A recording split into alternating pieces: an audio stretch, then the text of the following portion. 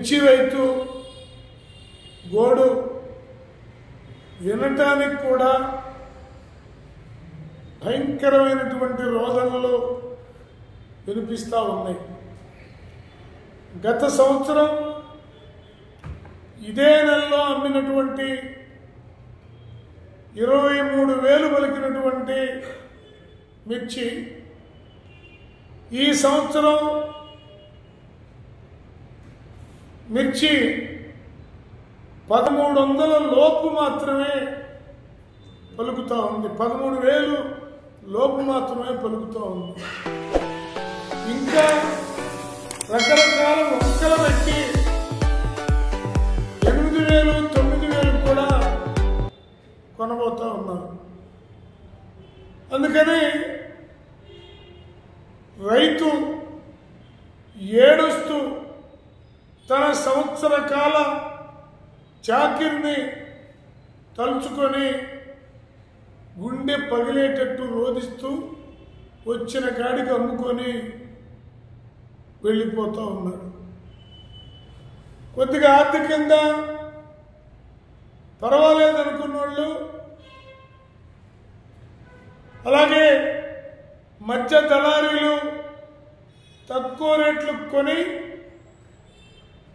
Cold స్టోరేజీల్లో నిలవబెడతా ఉన్నారు. ఈ cold స్టోరేజీలో నిలవబెట్టేటటువంటి సరుకు మొత్తంలో వ్యాపారస్తుల సరుకు అత్యధికంగా ఉందటంలో ఎలాంటి సందేహం లేదు. దగాపడ్డ మిర్చి రైతును ఆదుకోవటానికి మాటల్లో కాకుండా చేతల్లో ఈ ప్రభుత్వం తక్షణమే పూనుకోవాలని సిపిఐగా డిమాండ్ చేస్తూ సోమవారం మిర్చి యార్డుని సిపిఐ, రైతు సంఘం, అలాగే మా ఇతర ప్రజా సంఘాలందరూ కూడా కలిసి సందర్శించబోతా ఉన్నాం. ఆ తర్వాత రైతును ఆదుకోవటానికి భవిష్యత్ కార్యాచరణ కూడా ప్రకటిస్తామని తెలియజేస్తూ ఉన్నాం. అలాగే గత ప్రభుత్వంలో పట్టణాల్లో సెంటు, గ్రామాల్లో 2 సెంట్లు స్థలాన్ని, గ్రామాల్లో 1.5 సెంటు స్థలం ఇచ్చి 1,50,000 జగన్మోహన్ రెడ్డి గారి ప్రభుత్వం ఇస్తే అది చాలదు. 2 సెంట్లు పట్టణాల్లో, 3 సెంట్లు గ్రామాల్లో ఇవ్వండి, 5 లక్షలు ఇల్లు కట్టుకోవడానికి కనీసం ఇవ్వండి సిపిఐ ఆధ్వర్యంలో ఆనాటి నుంచి గత ప్రభుత్వం నుంచి ఈ ప్రభుత్వం వరకు కూడా పోరాడుతూనే ఉన్నాం.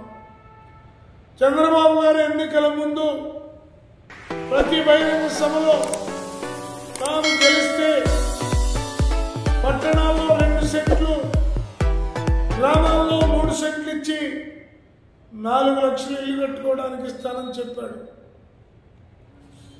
ఆ తర్వాత పట్టించుకోకపోతే మేము తీవ్ర స్థాయిలో రాష్ట్ర వ్యాప్తంగా ఆందోళన చేసిన తర్వాత వాళ్ళ క్యాబినెట్ మీటింగ్లో ఈ అంశాన్ని ఆమోదించడం జరిగింది. ఇప్పటికైనా చెప్తా ఉన్నాం, తక్షణమే భూముల్ని ఎక్వైర్ చేసి భూమి లేని పేదలకి, సొంత ఇల్లు లేని పేదలకి సొంత ఇంటి కల నెరవేర్చడానికి పూనుకోవాలని చెప్పి ఈ ప్రభుత్వాన్ని విజ్ఞప్తి చేస్తూ ఉన్నారు. అలాగే ఇటీవల కేంద్ర బడ్జెట్ మోసపూరితమైనటువంటి బడ్జెట్. ఇది అంబానీలకి, అదానీలకి సంపదను సమకూర్చే బడ్జెట్. నిర్మలా సీతారామన్ ప్రవేశపెట్టిన బడ్జెట్ భారతదేశంలో ఉన్నటువంటి కోటాను కోట్ల పేద మధ్యతరగతి ప్రజల చెమటని కార్పొరేట్ శక్తులు జుర్రుకొని తాగేటటువంటి దుర్మార్గకరమైనటువంటి భవిష్యత్తు.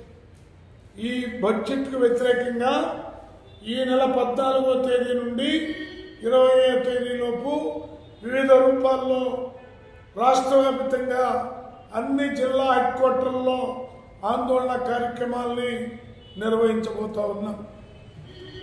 అలాగే మార్చి 23 నుంచి వచ్చే నెల 23 వరకు, మార్చి 23 నుంచి అంబేద్కర్ జయంతి వరకు, అనగా ఏప్రిల్ 14వ తేదీ వరకు కేంద్ర ప్రభుత్వ మతోన్మాద కార్పొరేట్ అనుకూల ప్రజలపై భారాలు మోపే రాజ్యాంగానికి ప్రమాదంగా పరిగణిస్తున్నటువంటి ఈ పరిస్థితికి వ్యతిరేకంగా ప్రచారాందోళన కార్యక్రమాన్ని దేశవ్యాప్తంగా నిర్వహించబోతా ఉన్నాం.